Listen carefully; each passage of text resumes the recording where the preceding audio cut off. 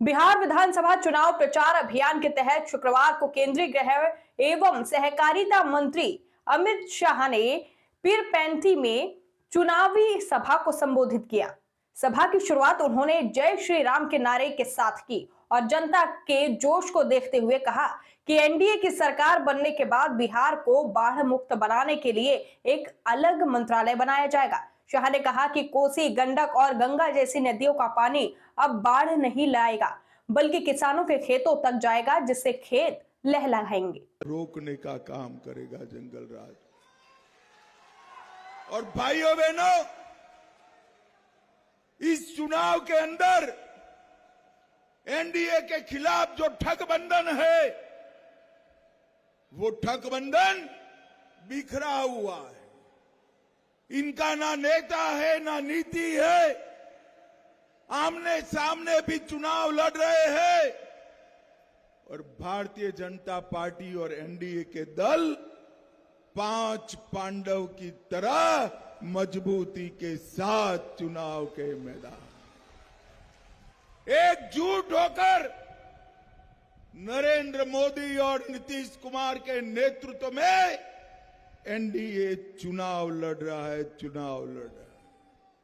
भाइयों बहनों, गलती से भी ठगबंधन वाले आ गए ना तो क्या होगा मैं बताऊं आपको।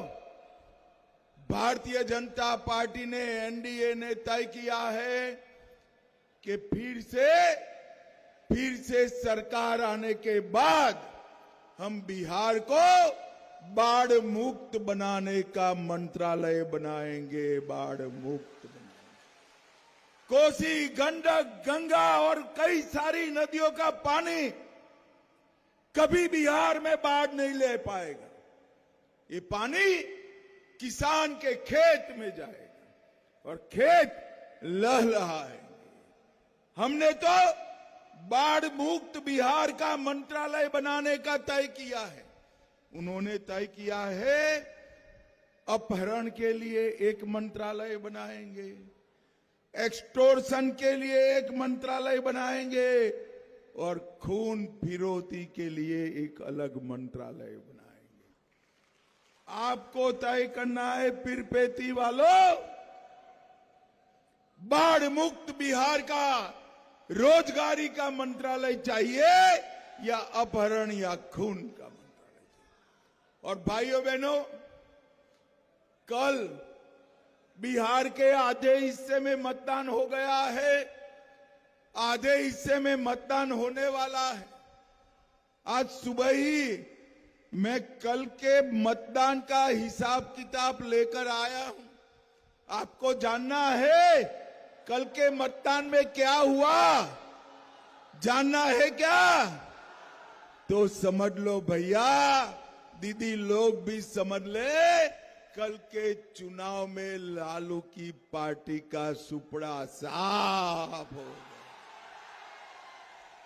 अब बारी भागलपुर वालों की है, पीरपैंती वालों की है। आप लोग भी इनको निकालो, बिहार विकास के रास्ते पर आगे बढ़ जाएंगे। भाइयों बहनों, अभी अभी मैंने एक आश्चर्यजनक दृश्य देखा। लालू जी बीमार साथ में बेटा बैठा है और साहबुद्दीन के बेटे को टिकट दे रहे और लालू जी का बेटा नारा लगा रहा है, साहबुद्दीन अमर रहे। भागलपुर वालों, दंगों को भूले हैं क्या? जरा जोर से बोलो, दंगों को भूले हैं क्या? फिर से साहबुद्दीन का समय वापस लाना है क्या?